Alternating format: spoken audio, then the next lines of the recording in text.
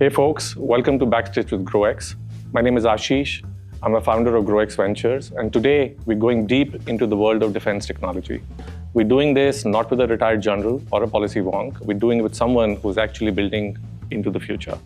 My guest is Amardeep, founder of Armory, one of India's most exciting startup building for modern warfare. Yes, you heard me right, modern warfare. He's starting with counter-drone systems, and we'll spend time discussing what the solution is, what the product is, and why this is relevant for India and for the world. I'm also joined by Manish Gupta, my partner in crime at GrowX, and the man responsible for some of our boldest deep tech bets, from space tech and semiconductors to cybersecurity, robotics, and beyond. Welcome, guys. Looking forward to an exciting conversation. In this episode, we'll break down the state of defense innovation in India, talk about the real cost of building hardware in a SaaS or maybe an AI-obsessed world. We'll also explore what it takes to invest in and support a deep tech founder, especially in defense. And of course, we'll find out if Amar's ever tried to shoot down a drone with a chappal in his head. Is that something you've done, Amar? You want to start with that? That is literally the first thing that you would do. Let's say even with our systems, if there was a drone very close to you, I think that's what you would definitely do. So that's a brilliant start. So, do you have a number, a size for a chappal in mind as well? Or, bigger the better. Bigger the better, right? So, obviously we're talking about modern warfare, we're discussing defense, yeah?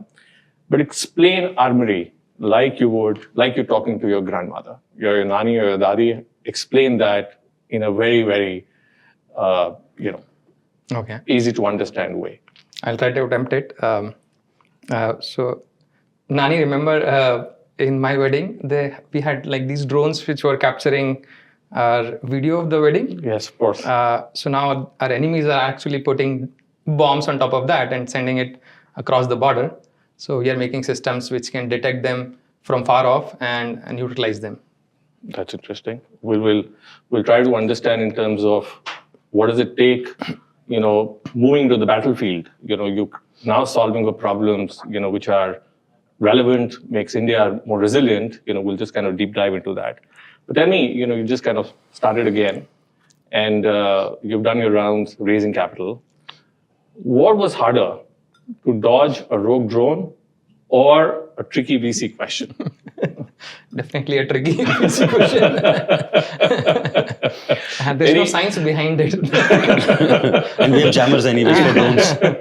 Yeah. Any examples of what that tricky VC question was from your perspective, if you recall something? It's not specific to, let's say, VC questions, but I think what I would rather want to say that it's difficult to counter questions when people, let's say, if people say that I'm talking something off the record. Yeah. Is it really off the record or not? Right? That's a very tricky situation, and I have been into one. And that can happen with not just VCs, but it can happen with the customers also. And I have been asked such question that, okay, off the record, would you tell me this? And you are in a very difficult situation. No, makes sense. And, let's spend some more time thinking through this aspect. But Manish, over the years, you backed satellites, you backed robots, semiconductors. Now you're doing anti-drone systems, right? And sometimes I wonder, are you secretly preparing for a sci-fi universe which is led by GrowX? What's the game plan? No, so sci-fi future anyways is, any future, okay, maybe I'll have to restart just pause here. And we start. What looks sci-fi today is obviously the future tomorrow. We could not have imagined an AI-led world today, when we invested in AI a decade back, or, drones, a decade back. When Amar started, with IdeaForge more than a decade back, right? So what looks sci-fi today will be a reality tomorrow. Right. So in the current world, what is sci-fi, which could be reality tomorrow? Quantum computing looks cool, very hard to achieve. Nuclear fusion, very hard to achieve. Things, we would read up in science books when we were graduating, now, look closer and closer to reality. So, from science books to hard engineering problems, the world is moving, the technologies are moving also. Interesting. So, Manish, you took a name of this company called IdeaForge. Yeah, Amar, that's where you started from. Would love to understand your backstory. You're an IIT-Bombay bachelor's and master's, but tell us, what was it growing up? Why did you pick back in 2008, 9? IdeaForge. When did you graduate? And at that point of time, nobody was talking about drones, right? Yeah. Just help us understand your backstory and what got you excited about starting IdeaForge, being part of the founding team, and where you are today. Looking back, it might feel a more natural thing. Like I come from aerospace engineering background, so I did dual degree from IIT-Bombay in aerospace engineering. It might feel like this was the most natural thing to do, but back then, even I think most of the people who were doing aerospace engineering were not going to core aerospace at all, and I think that's true for most engineering courses. Not many people go into core. I was always interested in it, and that building a drone was also my final year project. I was sort of slightly foolish. So I did get a job. I got placed in the campus placements in a company, but I didn't want to join. And what was it, a consulting firm? It was, yeah. And there was a brief moment I kind of regretted it also because things were not going well, because I was too foolish. I was not, like at the time, I think not in a great financial position to actually take that decision. I come from a very humble background from a small town, and going to IIT would sort of mean that you have a secure future if you go to the standard path of taking a good job at a consulting company and then moving forward. And that's what most of the people were doing. I, for some reason, decided not to do that. Just before joining, I shot them an email that I'll not be joining on Monday, and they got really angry about it. And I almost for a brief moment, regretted that did I really do the right thing. I initially started off by trying to do it myself. No money, nothing in hands, not even a very clear idea of what I wanted to do. But kind of things sort of fell into place when, so IdeaForge had already started, but they were doing something else. They were building hand crank mobile phone chargers. But the team was always into robotics and definitely wanted to get into this domain. And so we got together, decided we should join hands and we should do it together. So I joined as a founding team member in the company. And from mobile chargers, you agreed that we're going to do drones. It was not like military-grade drones. So for a few years, it kind of went parallel. So we were doing both the things. And then eventually the drone thing took the lead, and that became the primary business of IdeaForge. But for a good amount of time, we were actually trying to do both. So the mobile phone charger is a smaller thing to say, but it was more to solve a energy problem in rural areas where there was no access to electricity. Yeah. But when you graduated from IIT-Bombay, IIT-Bombay, Powai was the Wild West, or the so-called Silicon Valley. There was too much happening there. Was there pressure to turn into an entrepreneur? Or, because everybody was just kind of getting started. I think Ola came that vintage, housing, Tiny Owl, obviously those stories are forgotten, and many others. Yeah, but it was, I think, a few years forward. Like when, I'm talking about 2008, I graduated 2008. It was not really, entrepreneurship was not that mainstream. It became mainstream a few years later on. There was still some companies, some startups. There was already an incubator. Sign was already there in IIT-Bombay, but still was not the primary thing that people were doing. So there was no pressure, or let's say that because that person is doing it, I should do it. It was absolutely nothing. Like I said, looking back, a lot of it is pretty foolish to do it. Are you saying fools make great founders? Could be sometimes, because a lot of times you just don't know what you are getting into. Just knowing a lot prior would actually make you not do a lot of things. Like you would make, if you try to do a very conscious decisions that, you will end up basically evaluating 100 ideas and never coming up with something that is good enough for you to do, which has the right opportunity, market, your skill and everything. But I think in entrepreneurship, you figure out a lot of things later on. So it in hindsight, I think it definitely helps. So today, you're back to building in defense. IdeaForge back then, even when you started doing drones, yes, the end use case turned out to be defense, but maybe that wasn't the initial use case, right? No. Right? So, but over this 15 years, between IdeaForge and Armory, things have changed, right? And why did you decide to kind of pick up defense again? Why counter drones? What's the motivation or the inspiration? Yeah. I think after IdeaForge, I've done a couple of startups also, which are into B2C and B2B. They're like, one of them was still a hardware thing, but I think hardware and defense have been very close to my heart. And if I look back, I think one of the most interesting things that I've done is something that I've done at IdeaForge. And also coming back to, I tried B2B and B2C things also. I learned a lot of things while doing it.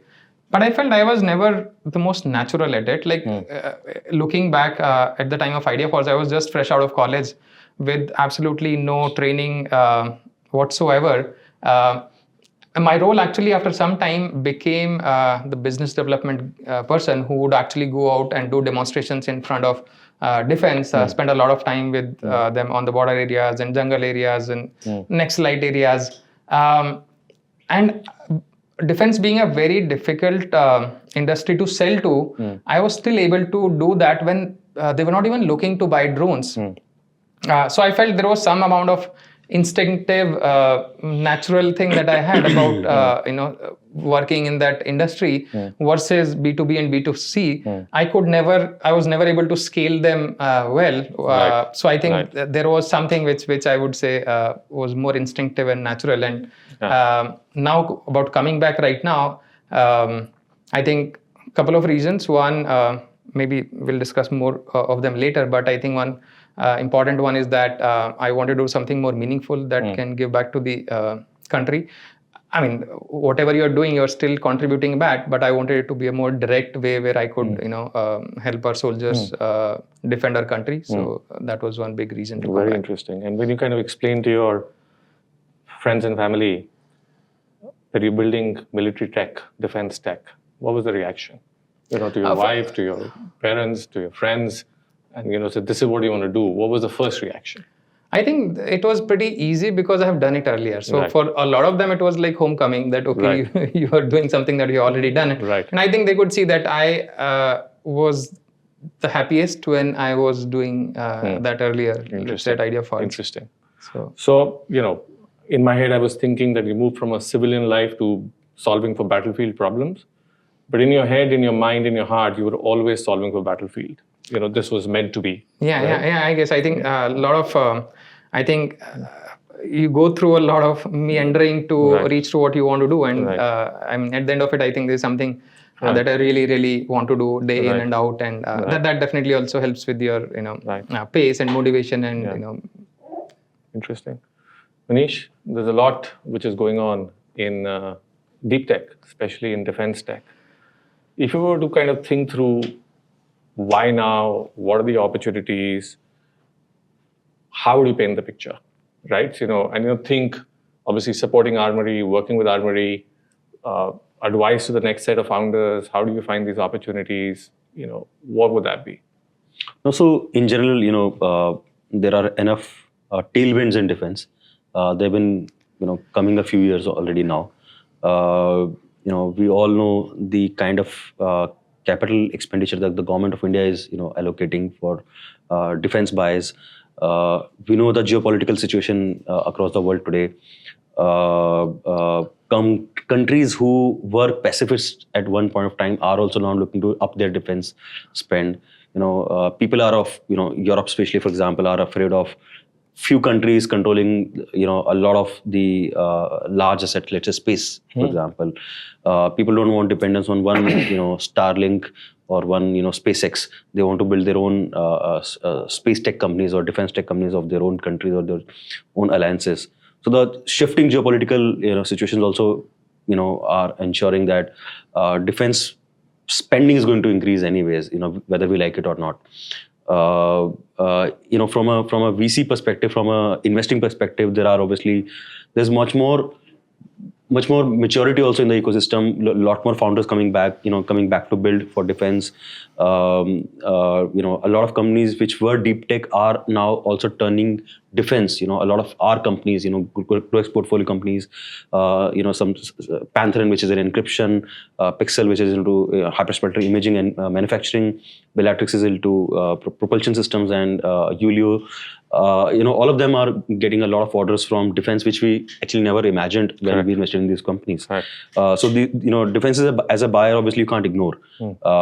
So there are enough tailwinds for us to consider, and then obviously the late stage buyers, especially IPO markets, or corporates, like Adani's of the world and the Reliances of the world and the Indian corporates are also open to getting into these domains, Godrej, L&T, and at least there's an openness to collaborate with startups, bring their balance sheet, along, and try to build, bid for these large government projects and large defense projects, which was not there few years back, at least 5 to 7 years back. So things have changed. The needle is moving. The government is spending more. The larger companies are collaborating. Is that the reason why maybe the VC ecosystem is also softening towards this as a segment, defense, because it's the hardest nut to crack, right? And partly all that, and partly all of now later stage funding opening up. For example, public markets love defense companies or with government orders. Stable books, good top line, good bottom line. Cash flows might be an issue, but they love that stability, right? So those are not necessarily applicable to a lot more other deep tech companies. But this still remains hard. Defense tech compared to some of the other deep tech segments, simply because there are fundamental differences in defense versus let's say non-defense deep tech. One is that there is one large buyer. You need to build something that they will buy. The customer sometimes doesn't know what they want. They are themselves looking for ideas. At the same time, when they know what they want, they just want that. You have to build what they want to those specifications, to that reliability, to that cost, and sales price, to that specifications broadly, right? Something which doesn't apply to other businesses, right? Other non-deep tech domains where you try to build something and try to go and sell. Right. Whereas in the case of defense, the customer exactly knows what they want. They wanted it yesterday, right? The customer is ahead of the market. The customer is ahead of the product. So as long as they build, what they want, and how to manage that, navigate that ecosystem, it takes a lot of energy and focus. But you get the rewards. But to the point Manish raised, the customer knows what they want. They're the one who are drawing up the specifications. They're the one who are demanding for what's relevant tomorrow. Is that in reality true? Not entirely, and I'm seeing that happening in real time right now also. So there are things on which they already know. There are some mature technologies and some problems which have been there for a while. So over time they have understood what they want, and they are very, very very rigid on that.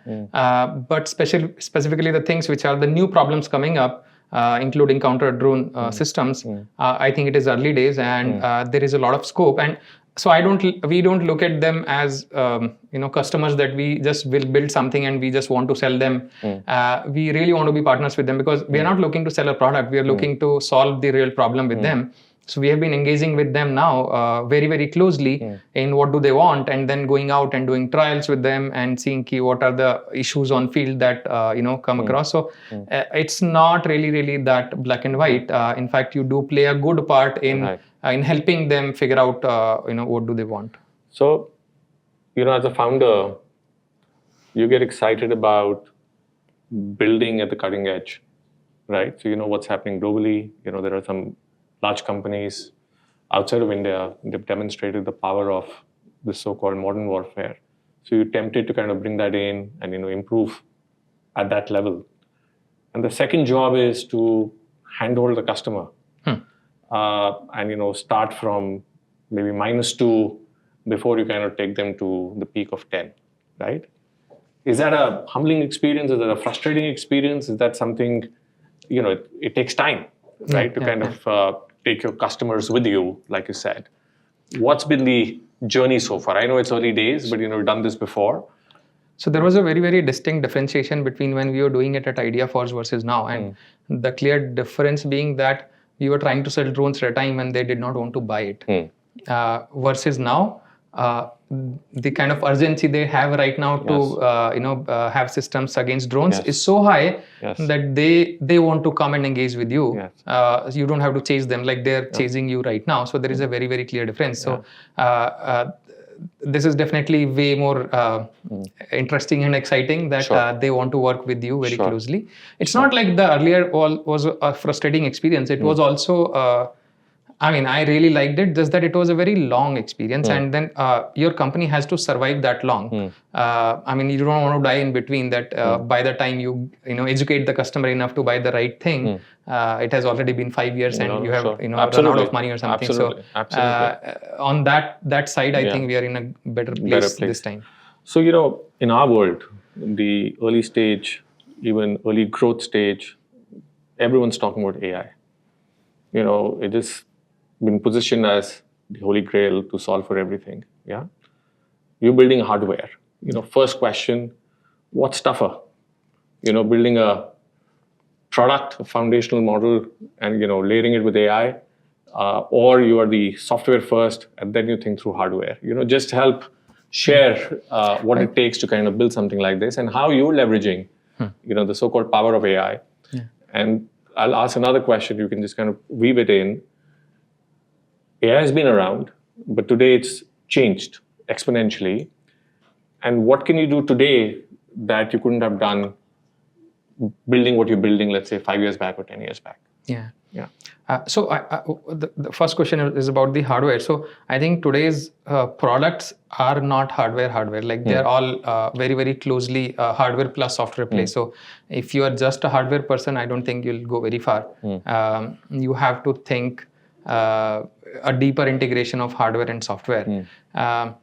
So I started off with the hardware company, and then in between I did a couple of things which were more software inclined. So that has definitely helped me look at it from that lens and do things faster. Like in the current company itself, on a very serious note, we started building the product in last September. In 6 months, we were able to build the whole product and go out for trials. Which is by any standards very, very fast to build a hardware product for defense, starting from literal scratch and not the kind of resources that super hyper funded companies might have. Also considering the kind of timelines or lead times for procuring components in hardware is it is not uncommon for you to hear 20-week lead times for some components. So we have pushed really, really hard and try to bring in those software fundamentals to this to do it faster. On the question of AI, we actually use a lot of AI in this thing. This new stream is of, let's say, AI specifically for our use case is called RFML, radio frequency machine learning. So what we are essentially trying to do is using AI and ML to do signal intelligence of radio frequency.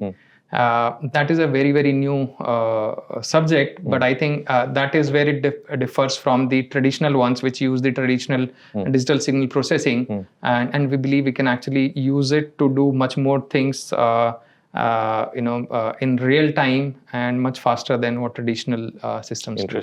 Interesting. So, on the lighter side, you mentioned that in 6 months you build something, now you're doing field trials. You are demonstrating a product, testing it, with the relevant people. What's been the weirdest trial? A demo that went wrong, a test experience that, makes you laugh. Anything you want to talk about? So there has been one common theme across all of them that we have spent so many days just sitting in 45 peak heat and getting tanned all day long for several days and not knowing when the trial is going to happen. So that is one. Another one I think was, so one day we were called to do a demonstration and they had called some other drone companies also to fly, and we were asked to jam them. For some reason that day our system kind of conked off and So our system did not work that day, but the other company, the drone company, was jubilant that okay, our drone cannot be jammed that day, and they just celebrated like anything that our drone is interesting. Interesting, yeah. Interesting. I mean, we obviously fixed it the next day. It would not have been the same. Game over. Yeah, they were there at another trials that we did, and we were really wanting to jam them. We're just not allowed to do that. Yeah, so there are different battles happening. Yeah. So the drone versus the counter drone, and It's just a beautiful cat and mouse game, and that is going to keep on going on and on and on. You want to have drones which cannot be detected or jammed by the counter drones, and you want to build counter drones which can actually do that. So there is a lot of scope for. It's going to be just counter. Manish and I, we've been discussing defense tech for the last couple of years, or maybe longer, and this is the thing he keeps saying: it's a cat and mouse game. So who's going to win? The cat or the mouse? Who's the cat? Who's the mouse? I think VCs are going to be making money while this cat and mouse game is going on. Let's hope so. And with that, maybe let's talk about the elephant in the war room, right? Manish mentioned that VCs are softening up to investing in defense tech, and we've seen some examples. We're doing this. There's another one for us. A couple of other companies have made headlines. But for you, you've gone through the experience. You probably would have pitched to what, 10, 20, 30, 40, 50 VCs? Yeah? How was it to truly pitch? Were there any bombs dropped, right? From you or from the VC? I don't know what can I share or not. But at least in this case, we have worked together earlier. So you were an investor in one of my previous companies. So there was already some, trust between both of us. So I think, and were casually meeting initially when I was starting up, and there was mutual interest to do it. So I would say, at least at this stage, we didn't go through too many of these conversations. But let's hope that's the way forward. But was it tough? Was it tough to kind of introduce Armory, introduce what you're doing? Because, when you probably started fundraising 6 months ago, the Operation Sindoor, what we talk about now, the India-Pakistan situation, So I think that it is definitely difficult because especially there are two things which is very different than most VCs, let's say in India right now, who are comfortable with, let's say, B2B or B2C businesses. One, hardware. In general, hardware has been a slightly a difficult thing to fund for VCs. And secondly, government. Because there's not much of an experience for most VCs funding them, and they don't have good models themselves made for how to even evaluate it, because you're more used to getting a month-on-month or a quarter-on-quarter progress of a B2B or a B2C company, but that's not the case with a defense company. First, the development itself, you have to spend a lot of. In our case, we were able to do things faster, but that may not generally be the case. You might actually end up spending 2-3 years building the product. And then after that, the sales cycles are long. It's very spiky. You could get like a huge order in 1 year and nothing for 2 years. So I think that retuning is definitely required. Which thirdly, I think the time period for the VCs for their fund is like 5-7 years. Correct. For a defense tech, you are sort of just getting started, sort of. So I think there is a mismatch between the fund size that most funds are for versus. It seems like once you've taken Armory to a 10 billion, 20 billion, 30 billion number, or maybe created true impact, you ready to start your own VC fund, focused on defense or focused on hardware, hard tech? I think you've gained enough knowledge now in terms of what it takes. I think I would rather more be interested in an accelerator or an incubator rather than a VC. I'm more of a hands-on person, so I don't think I have the right VC skill set to actually do it. But I would rather more be. So looking forward to another partnership then on that. Manish, you spoke. Capital is available, but there's a lot of talk around dual use case. Right, and there's a strong preference from VCs that, yes, fine, you're building defense tech, go sell to the biggest buyer, but if there's a alternate way of generating reasonable revenues, have that. in your thinking. What do you think about this dual use case? Is it relevant for founders to start putting that into their business plans early on? It's a cool idea, to invest in companies which can, swing both ways, and you can get the best of both worlds.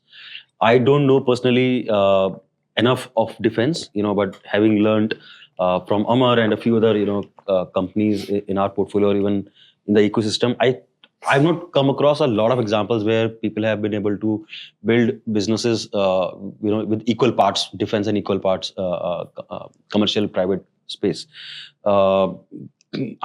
I'm guessing the reason is that the defense buyer is so specific. They need so much of your energy, so much of your resources, that you end up thinking a lot, and it takes a lot of mind space and it's a ready buyer. It's a ready buyer that as long as you build to that requirements or specifications. If they're not buying drones, then they're not buying drones. Correct. Right? But if they're buying drone and anti-drone systems, then you know that you are better off going and getting those orders early in, versus, for example, in case of Armory, for example, counter-drone systems, for example, there could be use cases. There are use cases in non-defense security, but non-defense, for example, your Ram Mandir needs protection, your refineries need protection, your these bridges we're building need protection. Yes. Even there are privacy concerns from a $100-200 drone which can fly up high and take pictures of a high-end villa or a resort or a high-end building. But there's a ready customer, and in my opinion, it ends up taking so much focus that you end up prioritizing that. I don't know how maybe you would know more, but I don't know of too many examples where companies have directly sold to defense a lot and non-defense a lot, especially in the startup world. There are companies, a couple of in our portfolio also, who feed into tier one, suppliers, or what we call defense prime, customers. Obviously, then you supply to them, and then you supply to non-defense, buyers also. But it's a cool concept for at least VCs to build comfort around, at least get started. Till the time, let's say, when we have true blue, VC funds who can, So you're saying it's a cool idea, but it's a good idea to whatever gets us started. Okay. Why would we? It's a good thing. Okay. So related, unrelated, but specifically around Armory, from a GrowX perspective, GrowX pipeline perspective, from what stood out? What worked for you? As a backer. So generally in any deep tech company or any startup, we invest at pretty early, pre-revenue, pre-product, pre-technology, especially at seed. And that's what we have done with space tech, robotics, semiconductors, genomics, across the board. And, we invest in people, we invest in teams. There has to be a balance in the team. There has to be a technology disruption, piece, but as well as, business understanding piece. That balance has to be in the team, which we saw in, Amar. He has built, plus his experience, right? He has the right creds, done aerospace engineering, 5 years of that, built and sold drones at IdeaForge, built another hardware company in between, and then he's building his third hardware company. So, in the Indian ecosystem, if you look, you'll not find too many people who have built, who have worked in hardware for 10 to 15 years and, still doing startups, right? So, yeah, no, interesting. And, we're discussing how to generate revenues, what stood out. If you were to give one advice as an investor to anyone building in hard tech, hardware, what would that be? Yeah, I'm blanking out right now on that. Which is fine. Great advice. Which is fine. Amar, what would you give to fellow founders? In defense? In defense, deep tech, hardware first companies. I think probably it's been said enough times, but I think engaging with the customer definitely really helps. Especially for defense, I think building something and going out to them gives you way more credibility, because there are a lot of people who are just talking and giving them dreams that this can be done. But I think you can get the sort of their I always look at it that I want to be their trusted advisor on something, and that has started happening now when I go out, because I'm not trying to just sell something right now. I want to build a a longer term vision with them. So just engaging with them, but build something, go to them, and be I think time matters a lot. I think that's the only way you can actually compete against bigger companies who have a lot more resources. I think being faster, and especially in hardware, if you can push through, because everyone else is fine with that 20-week lead time on most things, but if you're able to push through that, you are definitely in the lead than the bigger companies. Now that I've got time to think about it. So one is customer building customer traction as early as possible. You can't be building in-house internally and then hoping you'll go out one day and hope somebody will buy it. You do start building customer feedback, partners feedback as early as possible. A lot of deep tech founders we have seen are the reason they started a deep tech company is for the love of tech. And then when this, that's their comfort zone. And then they have to go out and talk to customers, talk to partners, talk to ecosystem. That's not what their comfort zone, that's not where their comfort zone lies. So you end up deprioritizing that, but it's very important to, bake that in early on, because it's harder to iterate in a hardware company versus a SaaS company or a software company or a AI company or a consumer business. You can still do that later on, but in hardware you can't build something and then hope somebody will buy it. But on the same note, I would rather say that going to the field early on and getting slapped is so important. It's so important. It is so important that it is very, very important. And iteration is very important. Like how it is important and easier in software. It is as important here. Slightly difficult, but I think it is very important to do a lot of iterations. Trying to build the most perfect thing in 2 years down the line will almost always never work. So sometimes what you're saying is these setbacks and failures also allow you to earn respect with the people who would potentially buy, because they see resilience, they see determination, and therefore the ability to kind of solve for it. That is one. Secondly, you'll see that when you go on the field, you get slapped there. You come up with some really actually brute force ideas and they push things forward than the most perfect thing that you thought. Interesting. So what you're saying is spend time with your customer, engage with them, understand the needs, solve for that. If today, you just started with Armory, if there was another 100 crores available, additional capital, let's say it's grant, non-dilutive, do you think that will help you to kind of build faster? Do you think capital is an enabler, or spending time with the buyer, working step by step is the right approach? I think the geopolitical situation that we are in right now, I think there is way more that we can do. So I think I would invest a lot in people and R&D a lot, while obviously engaging with the customer. But like engaging with the customer, we have a good idea of what they are looking for and what are the kind of problems that they are facing right now. So let's say even just specifically on counter drone itself, there are couple of things, solutions that we are looking at. But there are potentially 5-6 solutions, and we would want to attack them simultaneously as well. Some of them require more money, some of them require more time. But then if we start today, then we could, see. So what that, you're saying is, if there's additional 100-200 crores available, you're ready to take it on. Absolutely. That's the key message, right? Yeah, please give us money. Non-dilutive. Oh yeah, no, I mean, absolutely. What about talent? Is it easy to hire, easy to find? Very easy to attract, retain? Difficult to find. I say easier to retain, because I think the kind of mission that we are on is for a lot of people a dream mission to get onto. So retention is not that big a challenge, but finding the people with the right skill set is sort of difficult. And like what I have learned in whatever over my life is that people come in packages.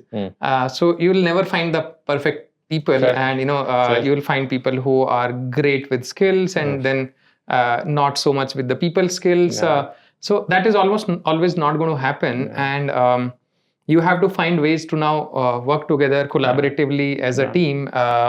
As long as you are all tied by a single mission, I think it works out. No, you're absolutely right. Manish and I, we've been working together for 16 years. He's tolerating me, I'm tolerating him, but the mission is there. We aligned at that particular purpose, right? So, just talking about talent, talking about you, what breaks you and what makes you? I think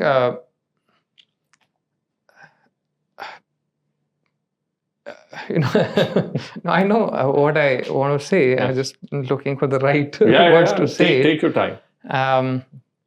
I think what really makes me, I would rather start with that. I think talented people who are curious and like very hands-on and want to do things on their own. I think I really love working with them. And so many ideas take shape when you're working with these people. So they give you energy. What sort of breaks me is the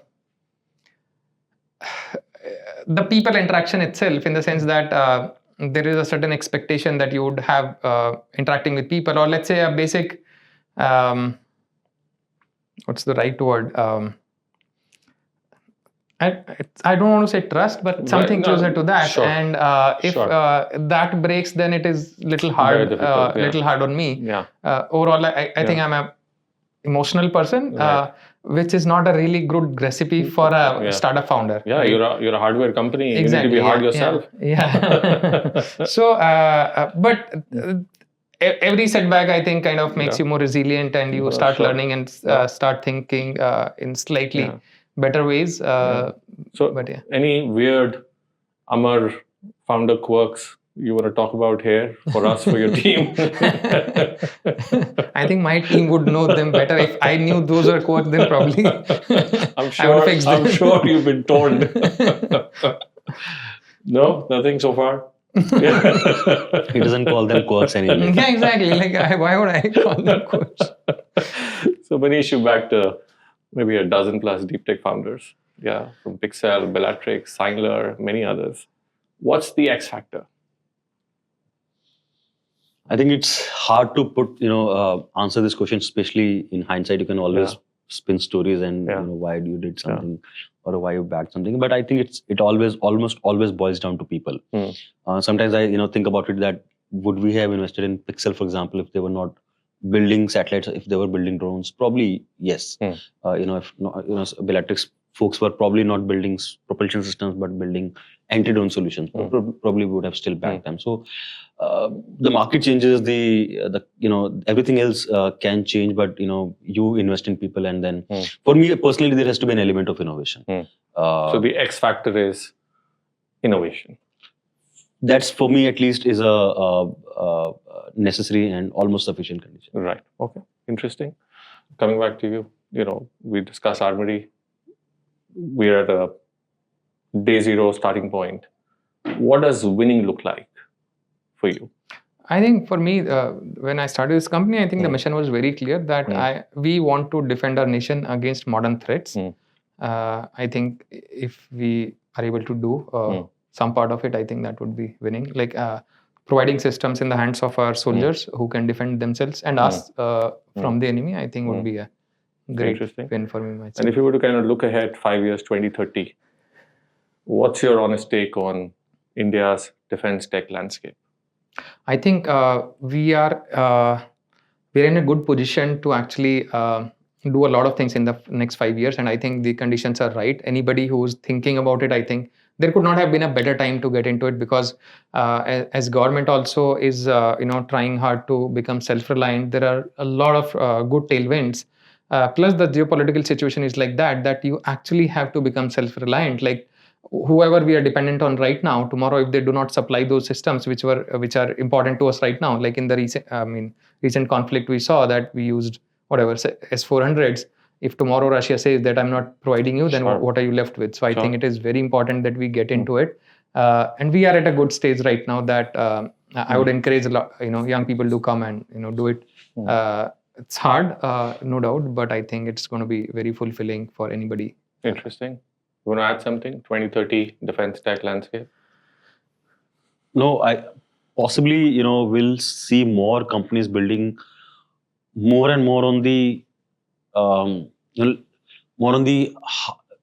science and innovation side, as opposed to building on the hard engineering solutions, or using people using existing technologies and building drones and AI and EVs to versus somebody like Amar building cutting edge hard engineering solutions for counter drone too. I think we'll move more upstream, more science first, physics first, chemistry first, biology first. Innovations will also see a lot of those people come into and probably build solutions. So we're in a good place.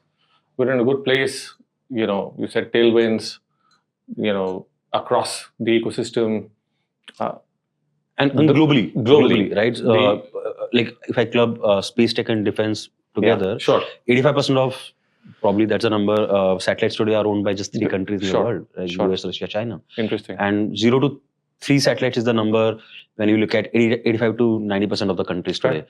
So there's a huge latent need for space-based goods and services. Right. And I'm again clubbing space and defense. A lot of countries don't have their own artillery systems, or a lot of import-export is happening, and at least a lot of countries are open for India to export from. And historically we have supplied a lot of precision components, or we have manufactured for the other countries. My understanding is that my hope is that we'll start building more and more subsystems and full IP-led solutions and exporting more and more of them, rather than building a component for a Russian company or a component for a US company. That export should also pick up. Oh, interesting. So across the board, there should be innovation and companies will mature. So more deep tech unicorns, IPOs, hopefully in the recent future, because at the end, some people celebrate that as success. Last part, this is only for you, Amar, but you can chime in if you want. No podcast should go without a rapid fire, isn't it? So answer fast, regret later, sort of a thing, though it's fairly straightforward, right? Okay. Worst pitch advice you ever got? Worst pitch? It can't be a rapid fire question. One line. You can look at Manish, that's also mine. Okay, next one. Favorite spy movie, military movie, that's okay. Yeah, I think I really loved what is it?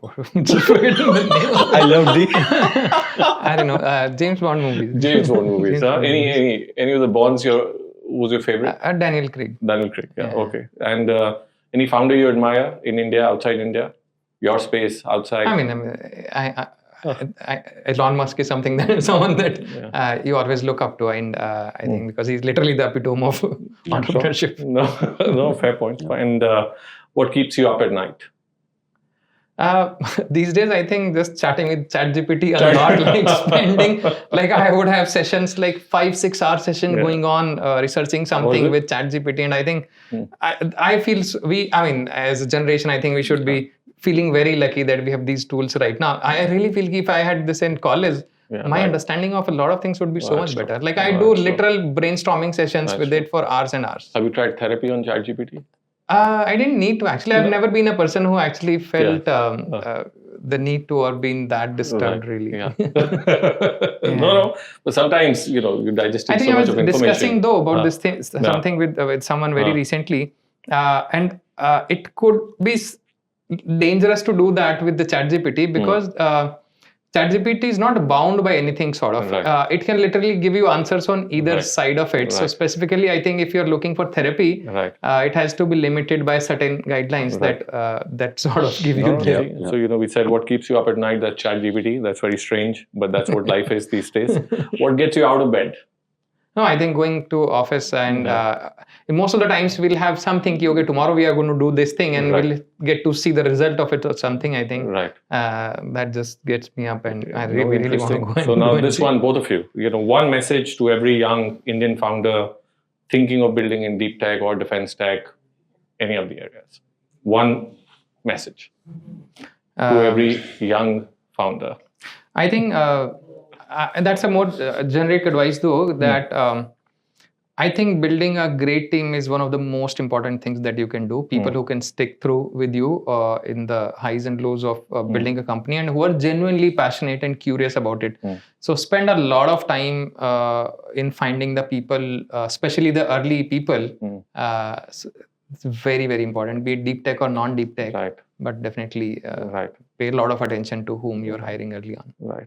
Okay, so you'll take your own time to hire someone who's right. A lot, actually. So you're not a believer somebody is better than nobody?